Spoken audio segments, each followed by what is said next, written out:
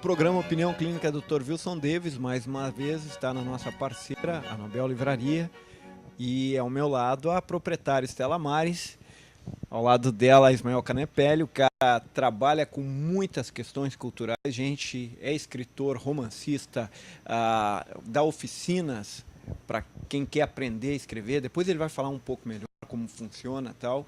É crítico literário, o homem é crítico de cinema. É muitas coisas, né? Se eu ficar aqui descrevendo tudo que ele já está até dando risada. E lá naquele canto, um cara muito especial também, foi colega meu, professor de filosofia, hoje faz assessorias e sofre por aí fazendo assessorias, porque cada vez mais nós temos uma dificuldade de encontrarmos capacitação em todas as áreas. Gustavo Arossi. Gustavo Arossi. Gente, quero lembrar os principais patrocinadores, que é a Clínica Dr. Wilson Davis, a Prefeitura Municipal de Lajeado, as bebidas Fruc, as lojas Sertel, as lojas de Lu, onde você encontra o melhor da Uniflex, a Nobel Livraria, também temos o Vavá, a loja Veste Bem, a joalheria Rexel, a Ótica Haas. É uma turma para que você tenha o melhor todas as semanas em discussão aqui no Vale do Taquari. Gustavo, eu gostaria de começar contigo. Um filósofo, um homem que está sempre preocupado com as demandas culturais e a crítica social. De certa forma, como tu tem visto a manifestação cultural neste tempo que muitos insistem em tê-lo como a pós-modernidade? Antes de mais nada, David, muito obrigado pelo convite. Poder estar neste programa tão apreciado e de alta qualificação, assim como com a Estela e com o Ismael. Bem, falar de cultura sempre é algo complexo, e quando eu penso na palavra cultura, eu volto à etimologia latina, né? Cultivar. E nos tempos atuais, nós podemos nos perguntar realmente que tipo de cultura nós estamos cultivando, de que forma e o que está perpassando, o que está realmente predominando.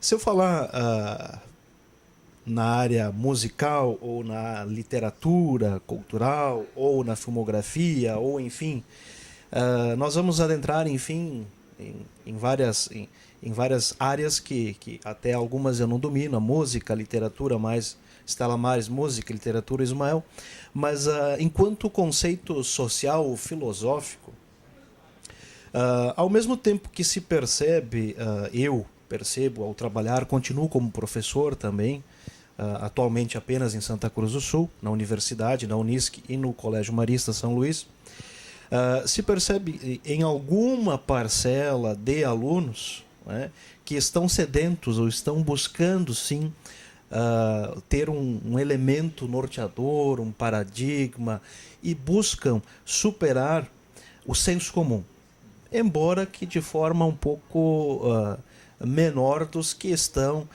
e aqui eu vou exprimir a minha opinião, os que estão apenas no funk, no sertanejo, e que não está mais hoje também, com todo respeito, não está mais assim em alguns segmentos da sociedade. Ou seja, não dá para dizer que só o funk é ouvido só lá no bairro mais pobre ou na favela, não. Ou que o sertanejo, sem preconceito algum, eu não tenho preconceito algum em relação a nenhuma manifestação, seja ela musical ou cultural. Então há este paradoxo que, ao mesmo tempo em que algumas músicas elas ficam, né, falando agora no conceito até da modernidade ou pós-modernidade, dessas mudanças tão rápidas, parece que há um paradoxo. Ao mesmo tempo que há este avanço, ou seja, e alguns jargões, algumas frases de efeito que ficavam, né, e ficam no imaginário das pessoas, há também uma busca do aluno, do jovem, ou mesmo entre nós, né, por uma cultura um pouquinho mais de qualidade, vou usar essa expressão. Preciso citar aqui com a devida vênia, eu fiz uma pesquisa do mestrado com Dante Alighieri. Dante Alighieri não é um autor fácil, todo mundo sabe. Se fala da Divina Comédia, e aí, enfim, é fácil de ler, fácil de ler. Não, não é fácil. Também não é questão de subestimar capacidades. Mas o interessante, e aqui eu vou citar, por falar em aula, né, do Dante, e vários alunos, e a própria Isadora Merri Antoniazzi foi uma aluna que leu e já comentou muito e falou e vem trocar ideias comigo. Então, ao mesmo tempo, aí, David, e gostaria até de colocar para vocês, parece que cada vez mais o professor, nós todos, nós temos que mostrar que há uma cultura, que há outra coisa, e não subestimar a capacidade, e até fazer uma contracorrente com aquilo que vem sendo colocado, às vezes, por alguns meios de comunicação, por algumas... é preciso citar, eu vou citar aqui, ou seja, uma última novela da Globo, ou seja, alguns jargões que perpassavam, e eu ouvia pessoas das mais variadas classes culturais usando os mesmos jargões, ou seja, né, como isso interfere na sociedade, no inconsciente coletivo, né, todo mundo usando algumas frases, vamos falar do Félix, né? Então, mas ao mesmo tempo nós precisamos, e eu não falo aqui em tom de superioridade alguma, muito pelo contrário, a minha filosofia é a socrática, só sei que nada sei, eu procuro saber mais, eu quero saber mais, não tenho nenhum pensamento aristocrático em relação à cultura, mas a gente tem que difundir. E parabenizo e torço muito para que a Livraria Nobel permaneça em Lajeado, enriquece, é muito bom, eu gosto muito de estar num ambiente como esse, passar algumas horas folheando livros, e já encontrei vários ex-alunos, amigos aqui.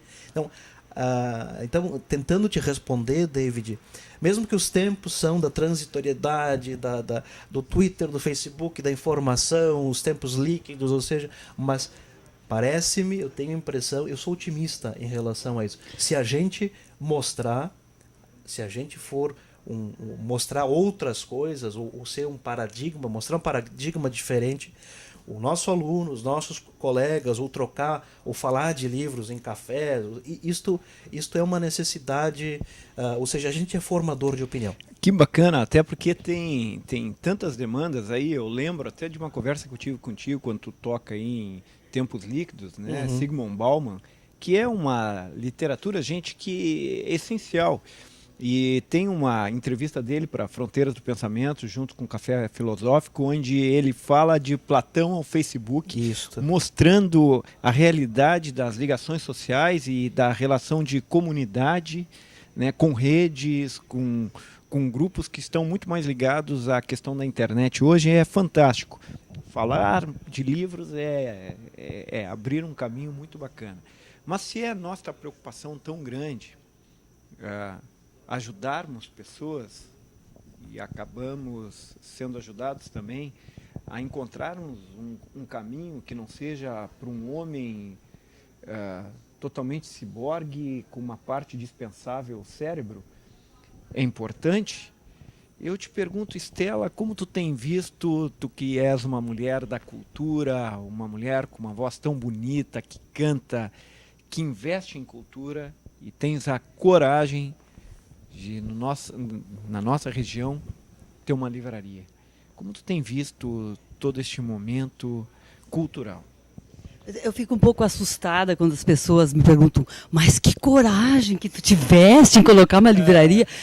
Eu assim, nossa, o que elas estão pensando que ninguém compra livro nessa região? Não, sabe, tu não foste o primeiro que me fizesse essa pergunta, mas eu não vejo assim, eu não achei assim que eu tive que ter tanta coragem, sabe? Eu achei que foi bem natural, porque as pessoas realmente estão comprando livro aqui na região, elas só não tinham oportunidade. Elas só não tinham até então a disposição, a quantidade, a qualidade. Já aconteceram algumas livrarias aqui na cidade, mas mais papelaria com alguns livros. Então, as pessoas estão lendo e, principalmente, eu fico muito feliz em constatar isso, a faixa etária que está mais comprando livro agora, hoje, é o adolescente. é a faixa infanto, juvenil e adolescência. Eu acredito que, no meu tempo, faz muito tempo, existiam literatura ou infantil ou adulta. Ninguém se lembrava dessa idade adolescência, dessa transição, que nada está certo, que eles ficam achando que tudo está errado, que só eles sabem tudo. E agora, alguns autores, principalmente John Green e outros, acharam esse caminho. E eles estão fazendo livros e muito bem produzidos e não estão subestimando essa faixa etária. E eles estão comprando livros. Que bacana, isso é uma ótima notícia. Isso, inclusive eles trazem os pais aqui para dentro. Isso já aconteceu. Uma adolescente trazendo a mãe aqui para a livraria. Mãe, vem cá, quero te mostrar. Vem cá, quero te mostrar o livro e tal, e tal. E a mãe, tá bom. Vamos entrar. Nada. Mãe, aqui, ó, a fulana comprou essa aqui. Então, se eu comprar o 2 e a outra amiga compra o 13, a gente pode...